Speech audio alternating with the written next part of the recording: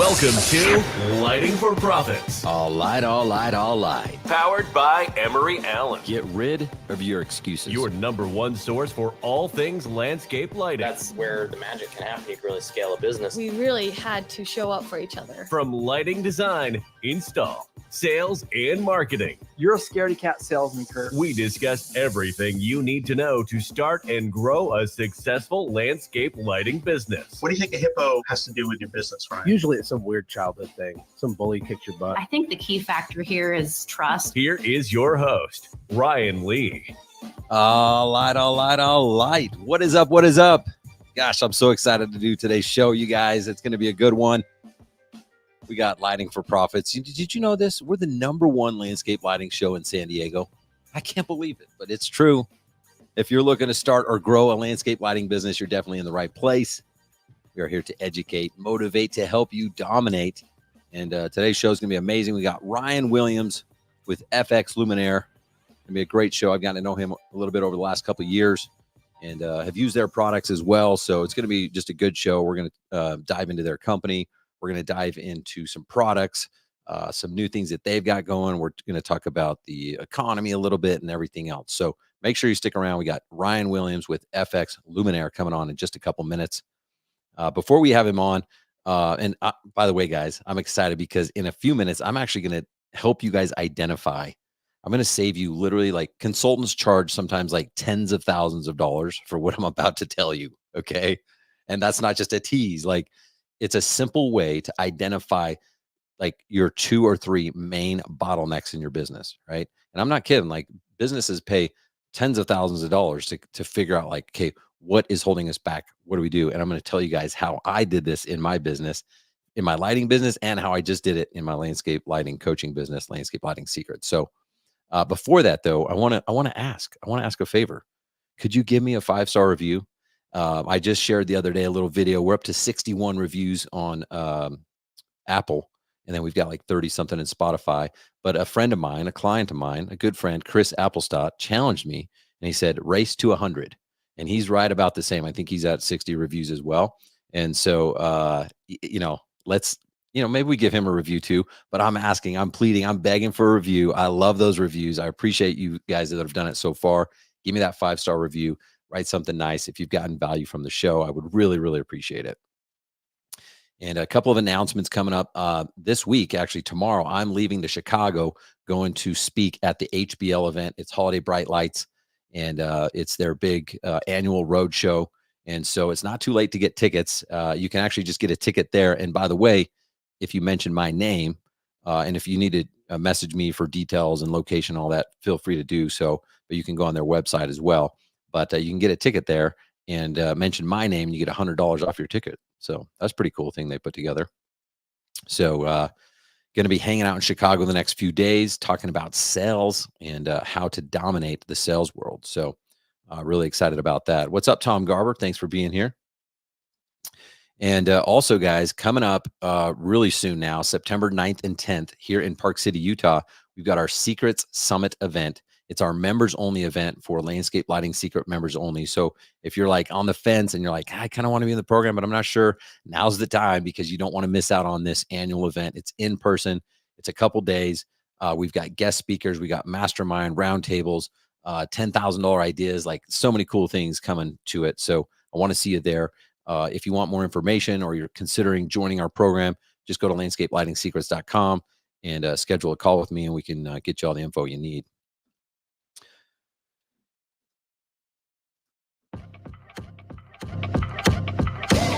All right. Thank you, Emery Allen. So what sets Emery Allen apart? Well, bulbs aside, they believe customer satisfaction should be the top priority always. Emery Allen goes out of their way to ensure lighting professionals have access to the best light sources built with the highest quality components suited specifically for the landscape lighting industry. At the end of the day, it's what's on the inside that counts. So take advantage of Emery Allen's world-class customer service and get 10% off your first order. All you got to do is email Tom G at emeryallen.com, and he will connect you. He will get you your account set up. He'll get you that discounted contractor pricing. Just mention you heard about him here on Lighting for Profits. It's Tom G at emeryallen.com. And again, just mention you heard about him here on Lighting for Profits, and he'll get you hooked up. So thank you so much for your support. to Tom, the whole Emery Allen team. Appreciate you guys. All right, guys. So I told you I was going to tell you a tip that might save you tens of thousands of dollars, because that's what consultants charge sometimes, to go in and just identify these problems. Well, I want to talk about a way for you to identify your biggest bottleneck. I want to help you identify your biggest problems in your business. And the best way that I found to do this, and it's actually kind of fun until it's not fun. I just did this. You test your business. Okay. And the best way to do this that I've found is to leave your business. Leave your business for a day or two or a week or a month, right? Maybe even surprise yourself. If you've got like 2 team members, just like don't answer your phone for a day and see what happens. All right. What would happen? What would happen if you didn't answer your phone for the next couple of days and you didn't tell anyone? Right. Well, I just got back from an epic vacation. It's something we've been planning for a long time. We've never done anything like this. And to be honest, I was a little bit nervous because we got 4 kids. And, I'm like, man, the longest we've ever like done a trip together before is like 5 or 6 days. And this was about almost 3 weeks. Okay. And I got to tell you, this was the best vacation I've ever been on. I'm so grateful for my kids. I don't know how they were so good, because like they made the trip. If they were like arguing and fighting and complaining, like we would have been home weeks ago. So it was super cool. We got to go see New York and Rome, 4 different cities in Portugal. We were on planes and trains and taxis, Ubers, a van that I rented in Europe. It was probably the biggest van you could ever drive in Europe. So driving down these small streets was crazy, scraping the mirrors and stuff. We were on boats. We were on beaches. We saw castles. We ate gelato, amazing food. We saw naked statues. I mean, we saw it all. Okay. It was a great trip. I didn't go on this trip to test my business. I went to bring back some memories and spend some time with my family. But it did remind me of when I was in the grind of my lighting business. And I remember there was times when at the beginning I couldn't leave. I was like, I can't take a day off, which was ironic because the whole reason I started my business was because I was sick of working for someone else. Right? I didn't want to have to be stuck to the 5-day work week and the daily grind. Right. And I was like, I'll do my own business. That way I can have my own schedule. And then my own schedule was like working crazy hours. Right. And so, like I said, even though I went to spend time with my family, it did act as a filter, as a test for my business.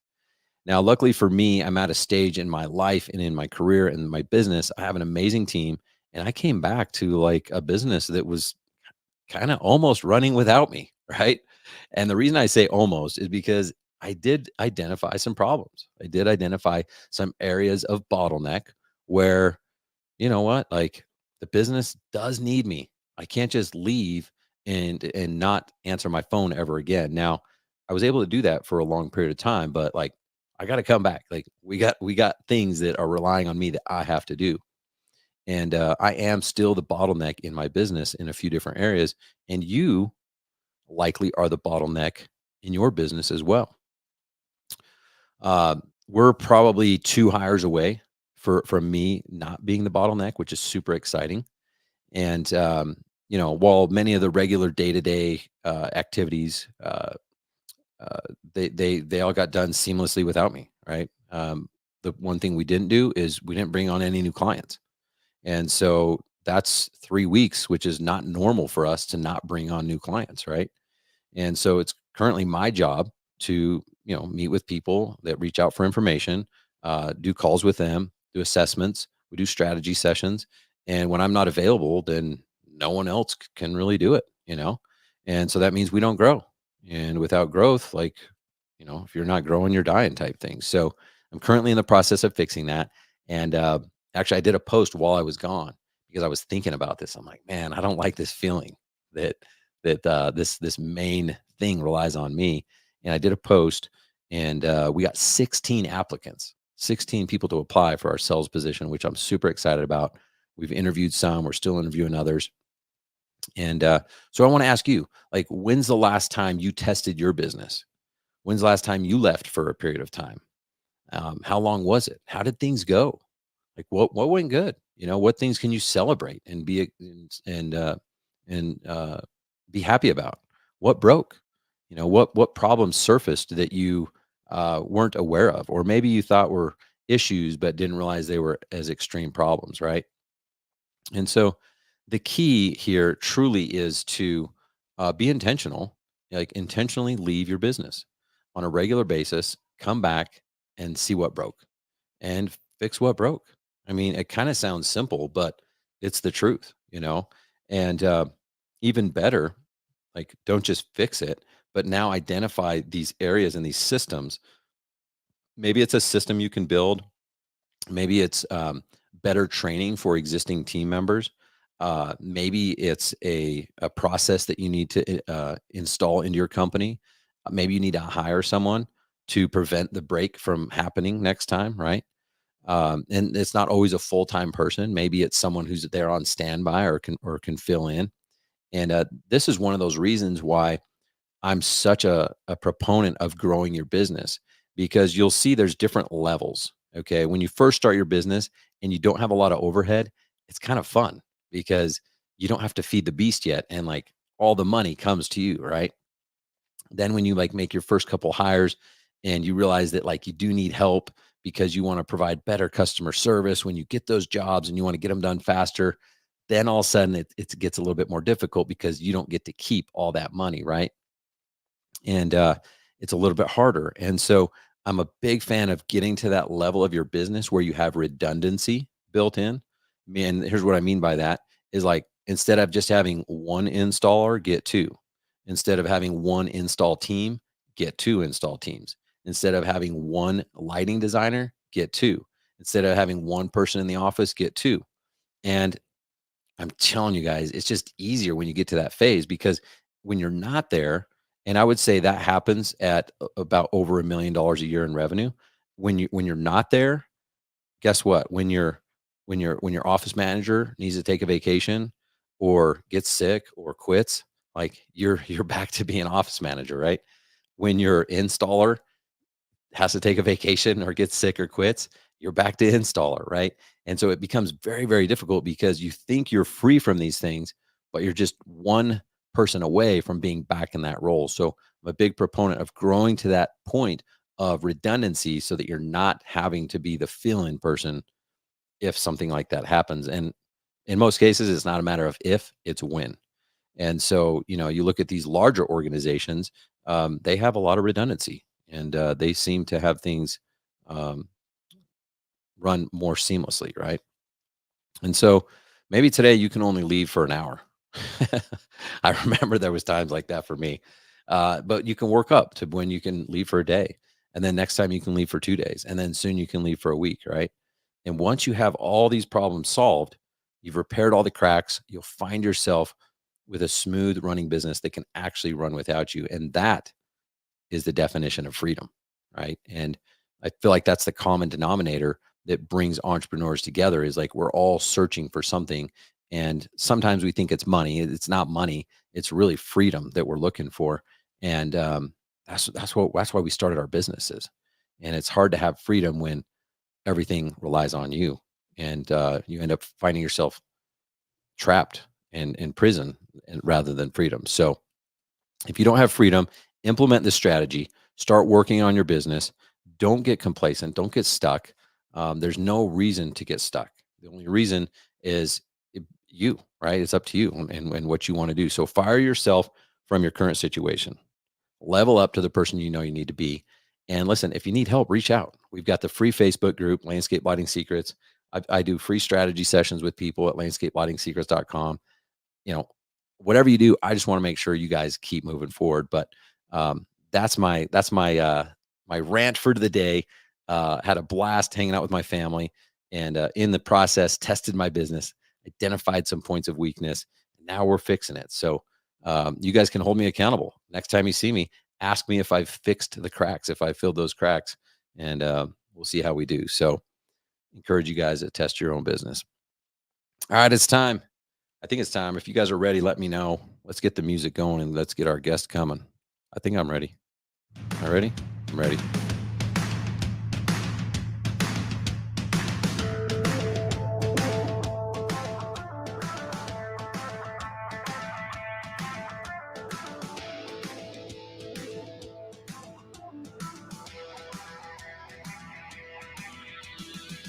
Welcome to the show, Mr. Ryan Williams.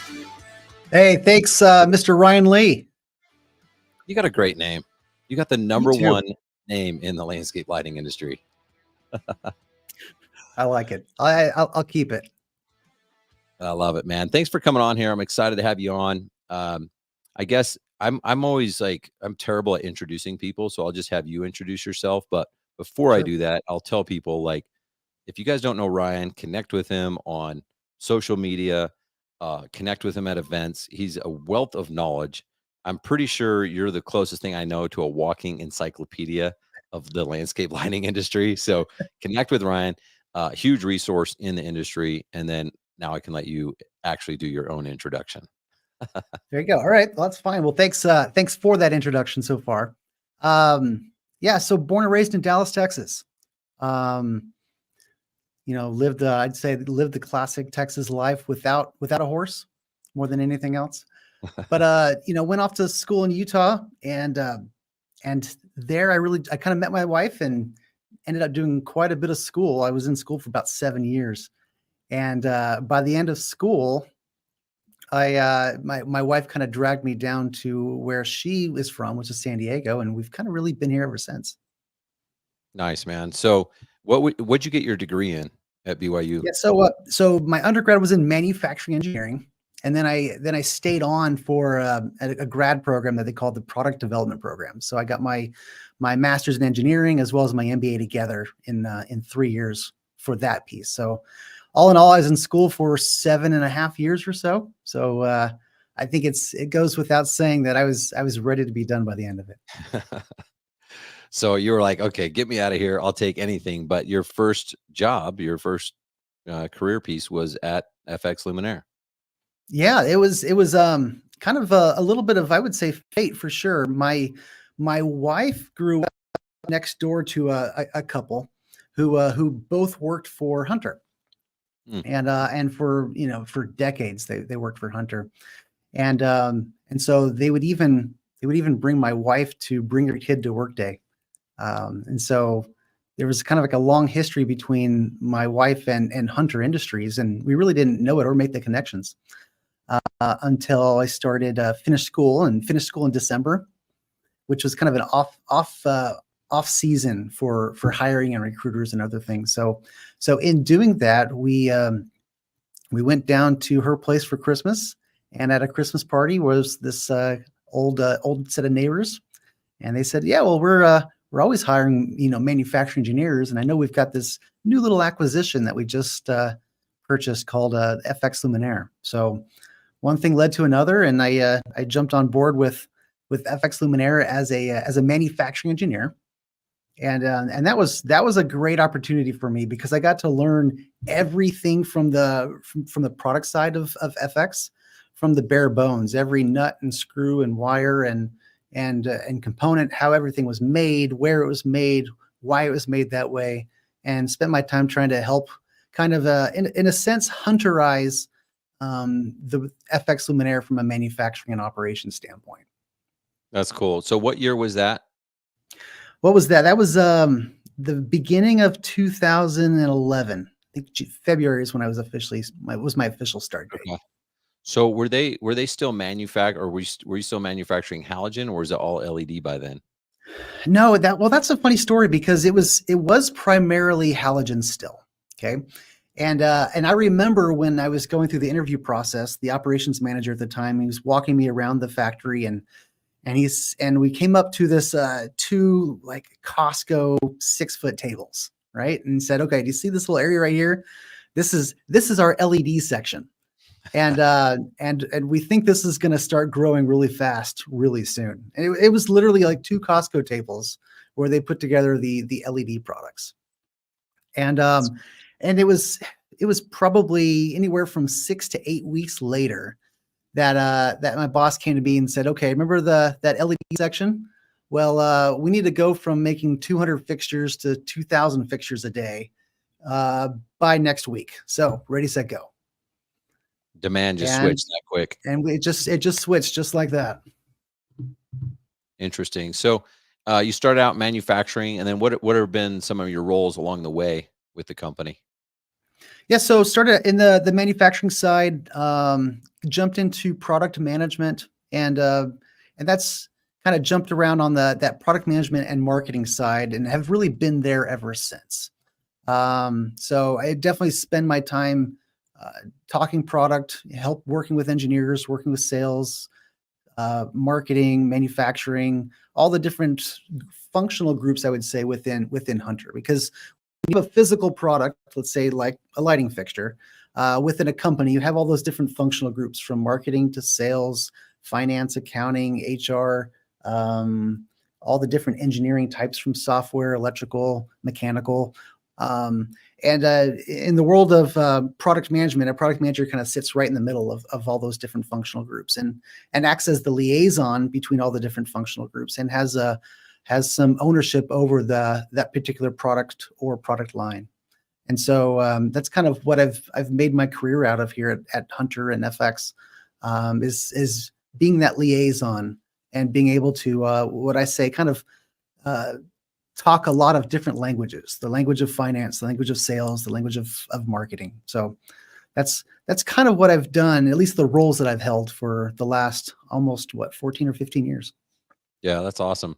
Well, I had the opportunity. You gave me that tour. I guess it was a couple months ago now, and that was killer. I got to see all the campus and everything, and it was like it just blew my mind because I had toured FX right before, or it was actually right around the time they'd gotten bought out, but it hadn't been like fully transitioned into the Hunter brand, and it was much smaller and kind of intimate. And then you see what you guys have now. It's crazy, like the showroom and the just all the different departments, and like you were talking about, and you bringing them together and stuff. So it's a crazy place. How is that available? Like if people want to get a campus tour, and how do they get involved with the the training room you've got behind you, and just some of those resources?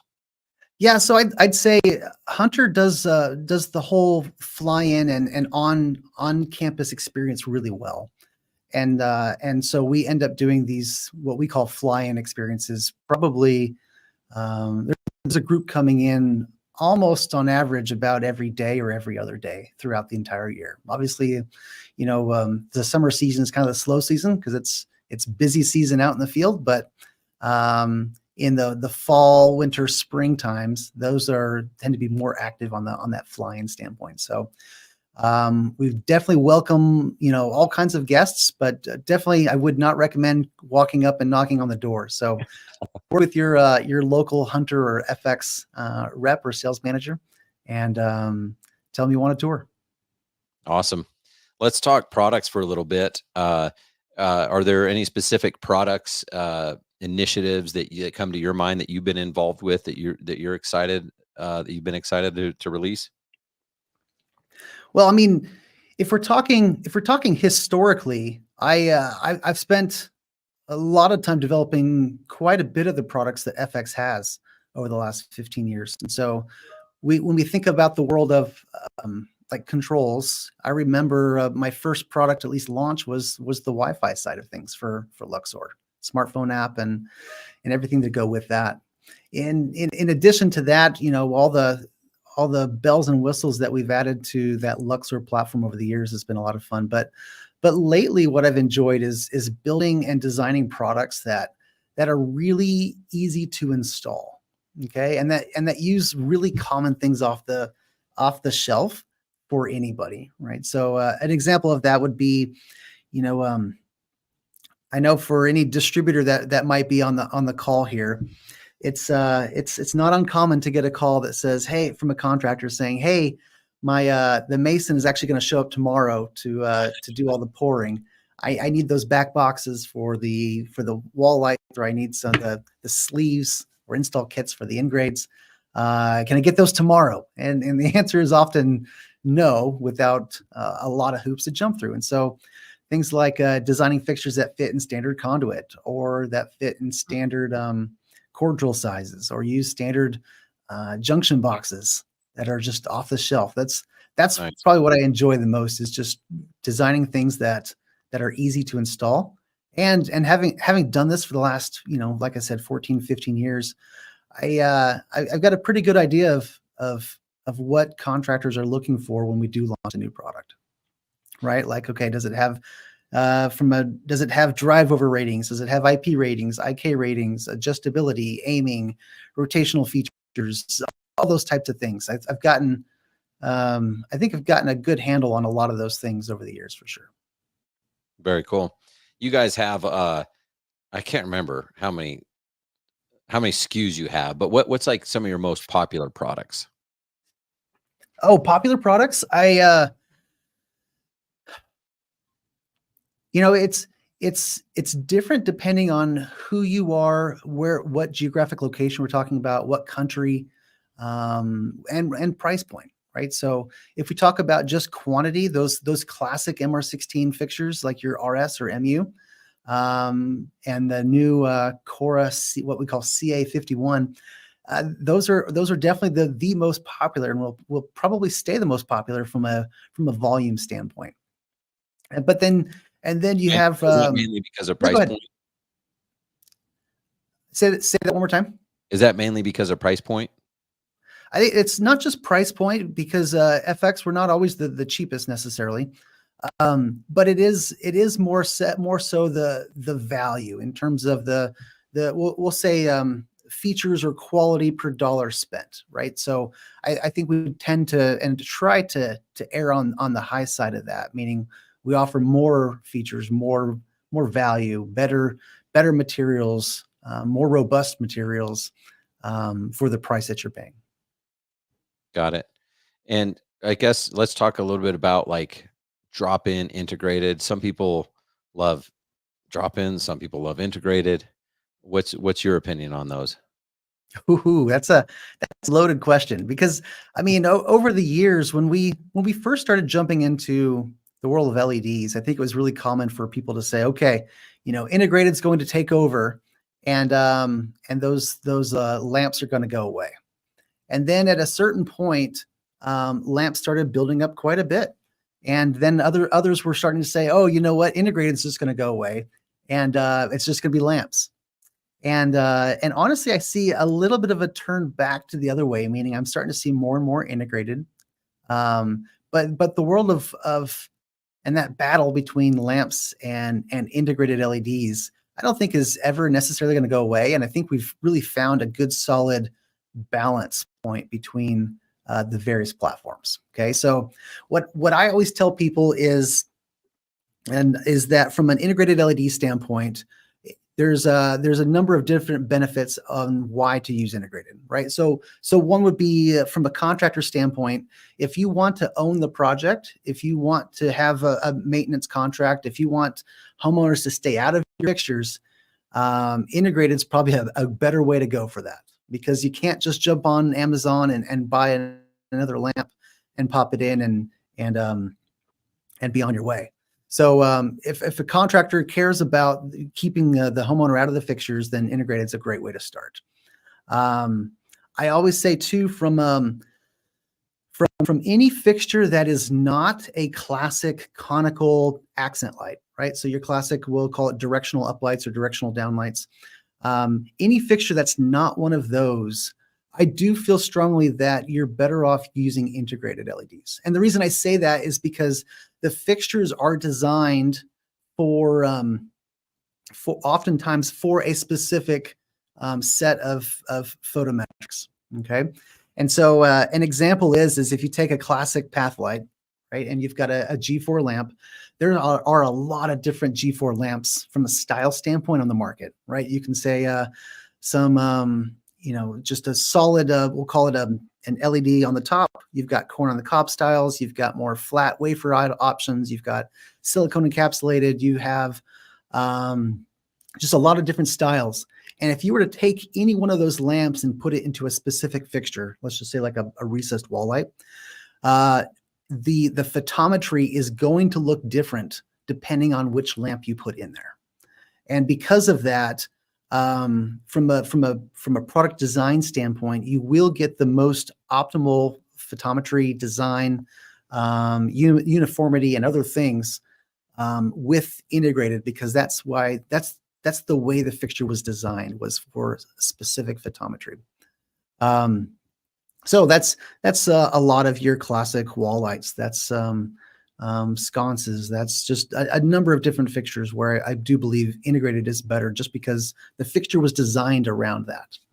Yeah, But when that it makes comes to your classic, some say accent, some say bullet, those, it really depends on what you're looking for, because you've got your classic conical shape of light, and you can choose your different beam angles, color temperatures, and CRI and all the other points that we might care about from a lighting designer standpoint. And you've got some more flexibility when you have either lamps or integrated, depending on if you want integrated controls, if you want just the features from interchangeability. There's a lot of reasons why you would do both in the world of those bullet lights. So there's not one I can say yes or no. It's more or less what are you trying to do? Yeah. What percentage of sales do you guys do drop in versus integrated? Oh, I couldn't tell you, but I mean, I can tell you that from those lamps to fixtures, right? From a quantity standpoint, I do believe we sell more. But from a dollar standpoint, it's going to be on the integrated side. So For it just sure. kind of depends on how you're looking at it. Yeah. Okay.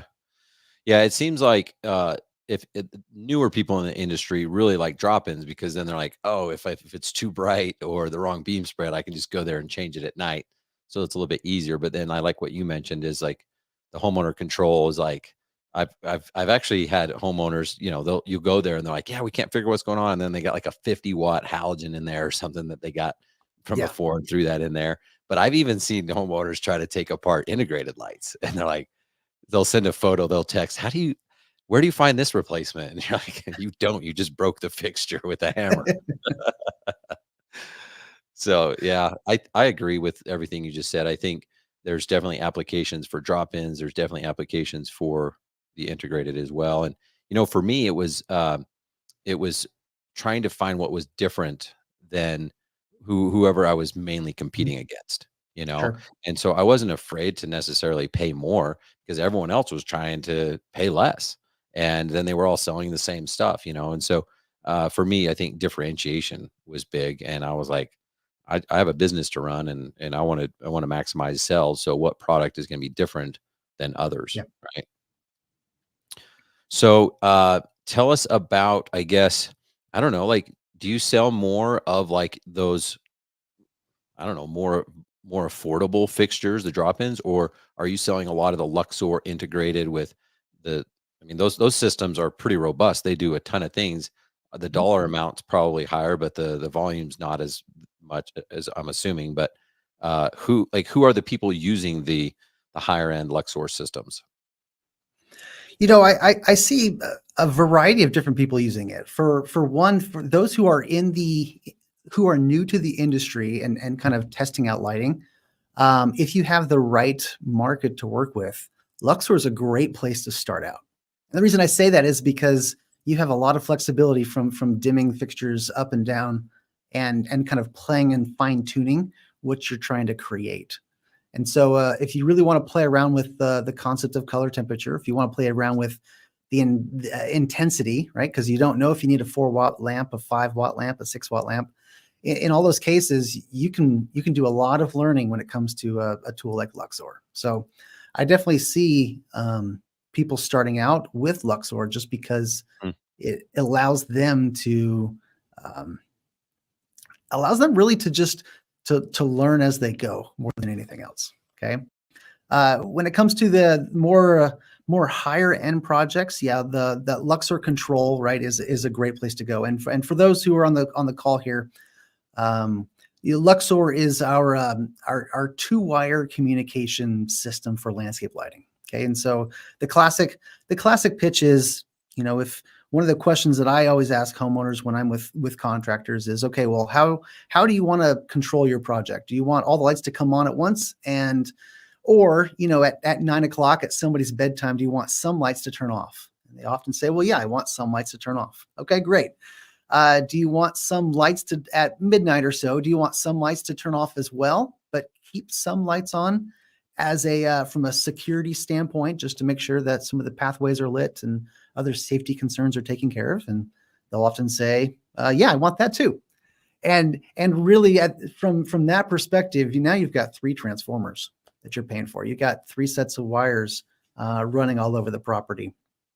And so rather than have all of that wasted money in a sense, you could put that into a single system where you can have addressable fixtures. You can control different fixtures or groups of fixtures independently. You can dim them independently of whatever's going on the different lines, as well as adding some color to it at the same time if you choose. So that's the world of Luxor, and you find contractors who really want to do something different, right? And give a lot of control and put a lot of control in the hands of either the homeowner or just the system in the property in general. Then the Luxor is a great place to go. Yeah, it's pretty robust. It seems like as you start to enter into these larger projects and you get in front of a more qualified client who's living in a bigger home automation is huge in those neighborhoods. Yeah. I recently found out how well you guys integrate with a lot of those systems, because I was like, well, yeah, because you have your home automation app, but then you have to go to your Luxor app, and that's just not true anymore with what you guys do. Can you talk a little bit about that? Oh, sure. So from a home automation standpoint, we jumped into that one pretty early, and we actually had some help from Control 4 too, because they had a lot of customers who are asking for integration for the Luxor, and so Control 4 was a big part in helping us get started, as well as getting jumping in with Lutron. And so now, yeah, you don't have to necessarily have 2 different apps to work with. And let's be honest, homeowners who have those types of systems don't want 2 apps either. They want a single place where they can control absolutely everything. And so by doing that, we've built in a lot of integration for all your classic smart home systems, right? From your Lutrons, Control 4s, Crestrons, Savants, Elon, and the list kind of goes on from there for all the smart home system integrations that we've built in for sure. Yeah, it's pretty sweet. I think a lot of people underlook that industry, and the way I view it is like, if someone can afford to hire an integrator to do home automation, like they can afford landscape lighting. Yeah. And it's not necessarily true. Like if someone's building a pool, I know several somewhat poor people that just financed a pool, right? But that Mhm. home automation is like they can afford it, and so those guys are starting to do more lighting. And I'm just like, if you're not reaching out to those local companies and partnering with them, you're missing out on huge opportunity right now. Yeah, like feel like every job, I won't say every, but more and more jobs every day are having and adding, some element or some degree of smart control more than anything else, right? And so, if for all those contractors out there, one of the things that I always recommend is finding a good solid integrator in your area and taking them out to lunch, right? Find someone who understands the world of Wi-Fi, understands what all that stuff means, how to fix it, because you are going to run into problems at some point. And so find a friend who can bail you out, who can help you build on a project, who can help give you projects as well, because those are great customers to have. And in reality, it's very nice to be able to have somebody in that industry to work with for sure. Yeah, big time. Let's talk about maybe the market size, the industry, kind of the potential. You and I have kind of had some discussions about this. Historically, most of your distribution is through the green industry, irrigation supply houses. Is that right? Yeah, the majority is, yeah. Yeah. And, I look at the industry, and now there's more and more, there's not a lot though. There's just more and more of like dedicated specific lighting only companies where they Mhm. specialize in landscape lighting, but they're still minimal compared to the number of companies that offer landscape lighting. How do we measure this? How do we know how big the landscape lighting industry is? Oh, that's hard too, because you have so much of just a classic DIY mix into that market, right? And so when it comes to big box retail, like in North America, we've got our Home Depots and Lowe's. You've got that portion, and then you've got just classic DIY e-commerce as well. Like if you're going to buy something off of Amazon, but then from a professional installation standpoint, you've got quite a few different distribution locations, right, and industries, whether it's landscape or electrical or audiovisual or whoever it might be. You'll always find some element of lighting showrooms as well. So there's a lot of places to buy exterior landscape or residential lighting, and it's hard to kind of put all those numbers together for sure. But I would imagine I think many people would. I think in terms of a market size standpoint, I remember a number being thrown out, a decade ago or so about big box retail doing somewhere around $300 million a year. And that was a decade ago. And so if you think about the changes that have happened now, and you see all those little classic solar lights that are just stuck everywhere in the turf all over your neighbors' homes. There's a lot of lights, and it's a booming industry because the funny thing is even bad light looks better than no light at all, right? To most people. And so Yeah. I definitely see our market continuing to grow because because lighting is just becoming more and more prominent. And I think it'll continue to do so for a long time. I remember when I was starting my business, my wife was like, "Well, what happens when everyone has it?" Like there was just this like finite number of people, and then it was just going to end. Like we were going to do everyone on the street, and then it's over. Even now, when you drive down, even like the nice neighborhoods, I mean, it's less than 5% of people that have, let's call it professionally designed and installed lighting. Oh yeah, I would say it's less than that, right? It's the majority is still like whatever was installed on the house when the house was built. Yeah. And we all as an industry have a lot of work to do to beautify our landscapes and our properties at night, for sure. I think it was you that mentioned this to me because we were talking about this idea, and it's like people have actually proven that they value lighting because, I mean, the hundreds of millions, if not $1 billion worth of DIY and solar and all this stuff, right? So they do value lighting, but we as an industry have to prove and provide the value of hiring a professional for sure. And that's the tricky part, right? Because like I said, people see even bad lighting as better than nothing.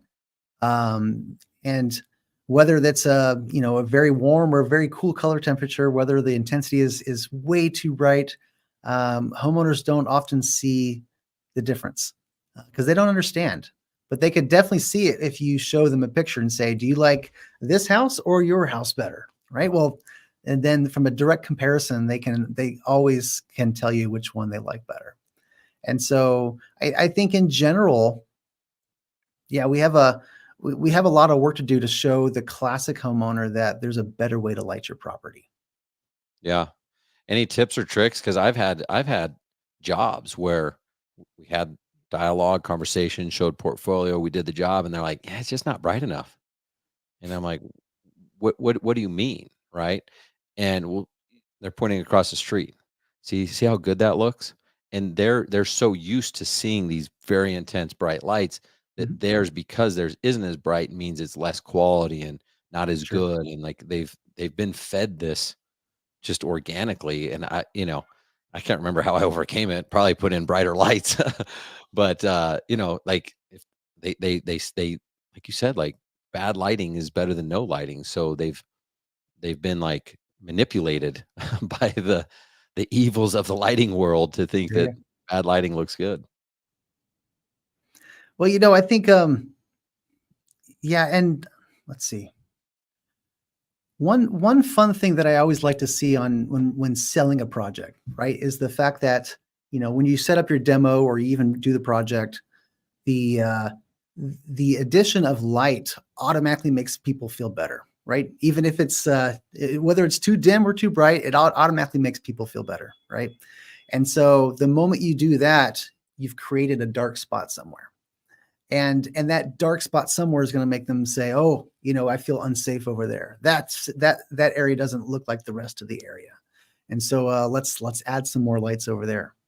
And I think from a homeowner standpoint, being able to see the value of a professionally installed property.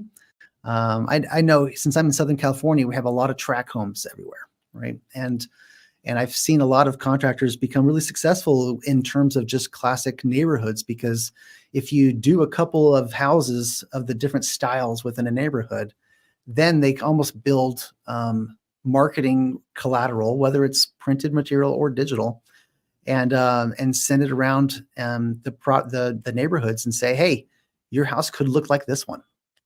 And really, if you've done a home or two, the rest of the neighbors can actually see exactly what it's going to look like. And I've seen them be very successful with that concept, just especially for those who are starting out. Yeah. Where when you guys do your forecasting, or maybe just you personally, where do you see the lighting industry going, evolving over the next, handful of years? From those classic economic indicators, right? So we definitely follow the housing market in terms of watching what's happening there, expendable income, all those classic economic indicators that the government uses. We do see some correlation in that as well. So we can usually follow and see what those trends look like, to see really what's happening in the marketplace and what's maybe not happening at the same time. So, we definitely still see growth, and we'll continue to see growth, I think, for a long time. I think now that the COVID boom has kind of ended, we're kind of getting back into, I would say, the normal life. Although I continue to see and I do expect it to continue to grow. Very cool. And I guess I did want to ask you about like innovations and products and stuff like that. How do you go about coming up with new products to release? Good question. I mean, there's so many things that we can do with lights, right? Whether it's a different color of like the physical fixture of a different style, trim, or faceplate. So there's an endless opportunity to make lights, and so we always have this massive list of a backlog that says, "Hey, these are the things I want to do." But from a manufacturing standpoint, we have to pick the ones that are going to mean the most to our customers, whether it's financially in terms of new products, or if it's just maybe just cleaning up some of the existing ones, or even killing some of the existing ones. So those ideas come from us being out in the field with sales, from comments that we hear from others, and we kind of put it on the list, and every so often we'll update that list based on what we have available and some open resources in engineering to help us work on that next big project. But sometimes lately we've been building and designing products around this concept called collections, where we have a whole bunch of fixtures that kind of have this same look and feel, similar price points, similar materials, similar capabilities. And that kind of helps us build those markets in those little groups of those collections, right? So a collection might be great for, coastal cities. Another collection might be great for entry level. Another collection might be great for that premium, homeowner that has no budget. And so we've definitely been kind of doing a lot to kind of build on that concept of collections and making sure that we have everything that we can create that makes sense for our customers, really. Very cool. I feel like you've spent your fair share of time with, contractors out in the field, and providing support and getting feedback and all that stuff. Are there some common trends, some things that you've seen them struggle with? Things that may be obvious to you because you've been doing it a while, or you're like, hey, how come you don't know this? The common sense stuff to you that's maybe not to them that you could discuss. Oh, common sense to a or just That's struggles, obstacles that they've had. It could have be around design or pricing or installation or Yeah, so I'd say, so one issue that tends to come up is just making sure that you're not doing things in the dark. Pun was not intended, but I'll take it. but I think in general, making sure that you have help, right? And that could be from a sales manager of the brand, making sure if you're using a distributor, right, from your distributor resources.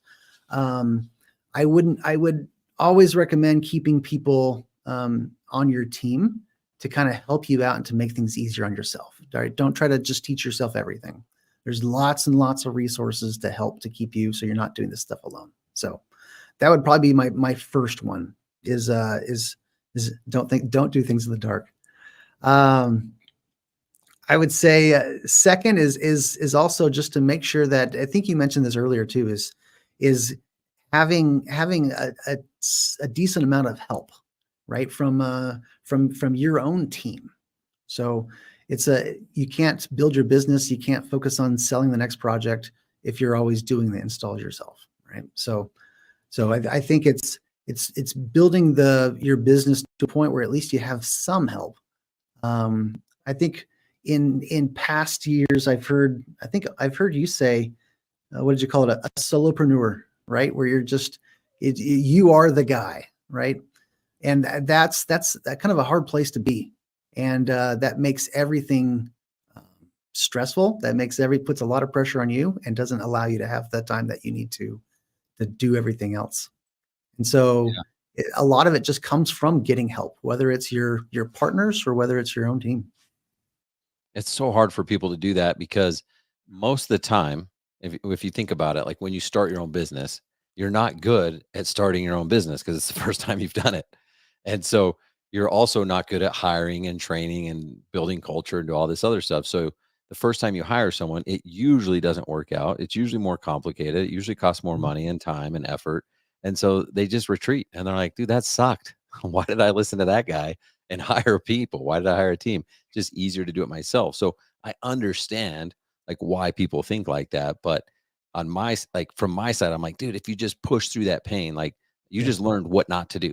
And now you gave up. So that was just a headache. Like that was just a waste now. It could have been an investment on what to do next time. So I totally get why people retreat.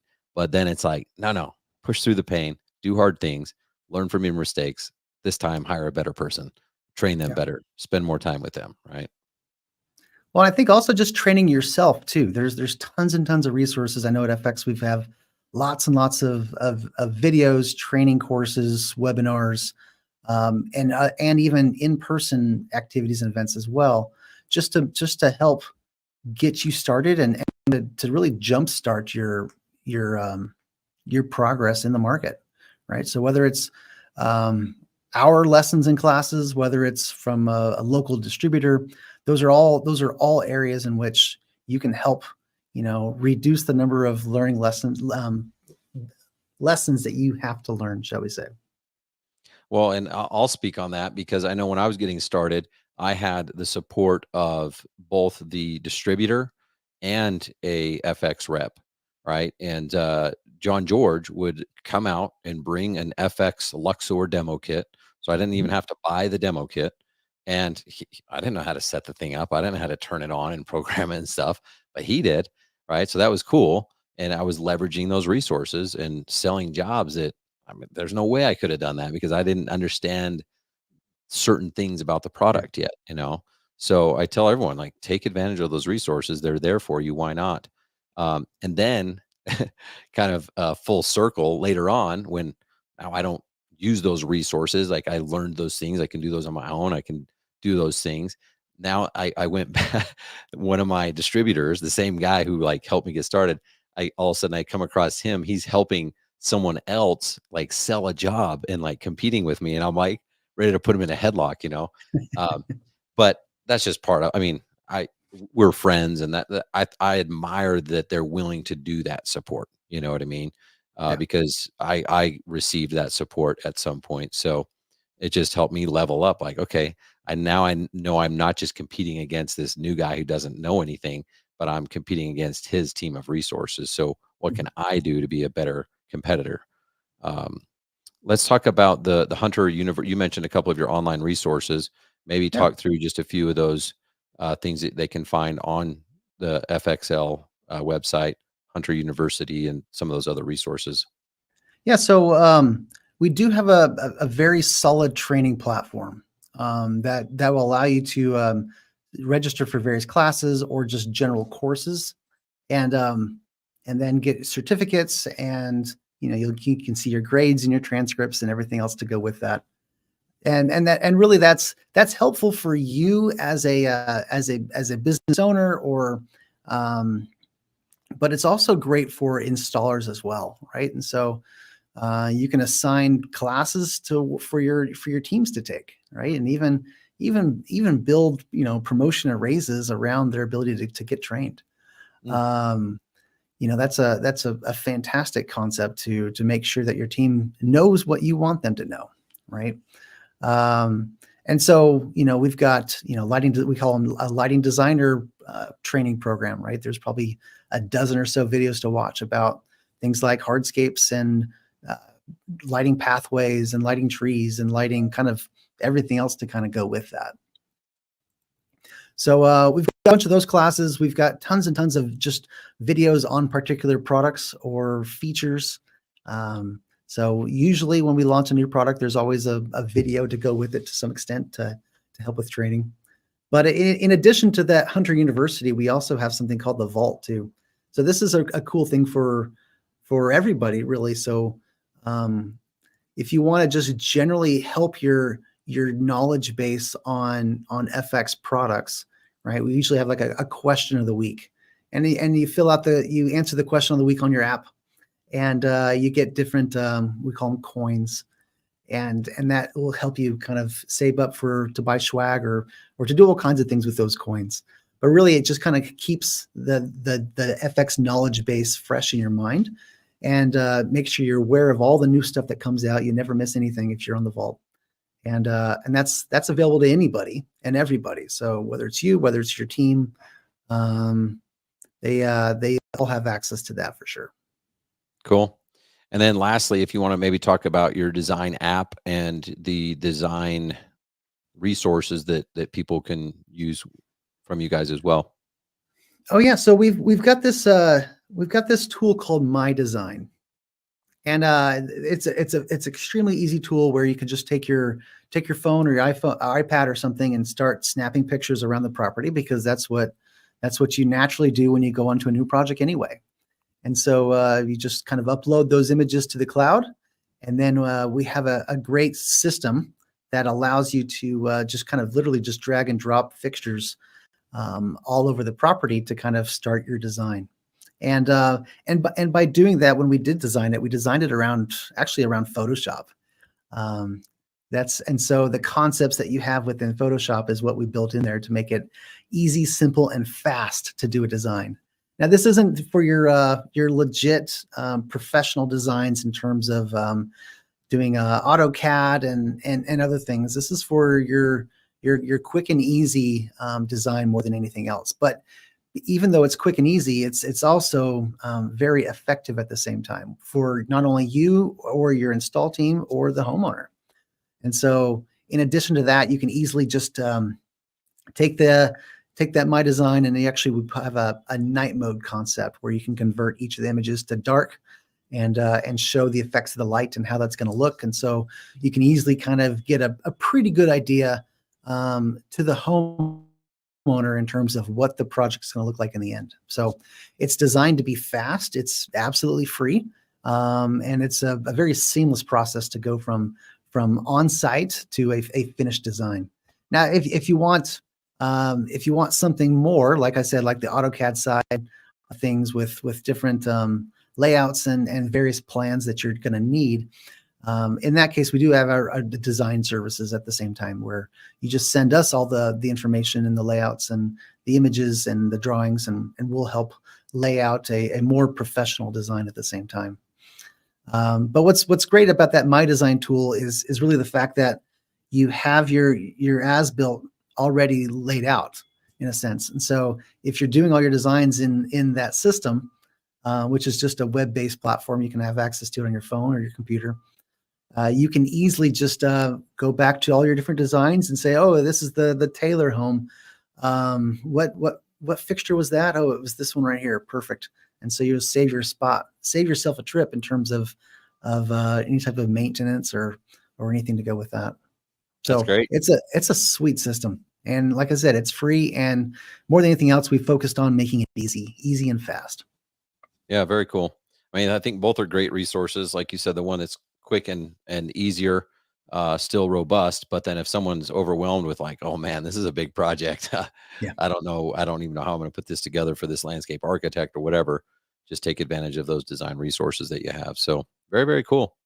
Yeah, Man, I feel like we covered a lot. Is there anything that we didn't cover that you want to bring up before we wrap it up? Hard to say. I mean, you know, I know we're not trying to make this a marketing pitch more, at least as much as not as much as it is, but in general, I think from a lighting industry, I think this is a fantastic industry to be in. You know, everybody will always need light to see.